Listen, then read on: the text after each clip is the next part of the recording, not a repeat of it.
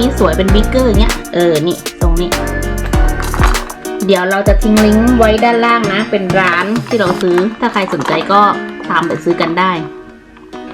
สินค้าส่งจากประเทศไทยไม่ต้องรอนานไม่ต้องรอแบบต่างประเทศเป็นอาทิตย์อันนี้คือ2 วันได้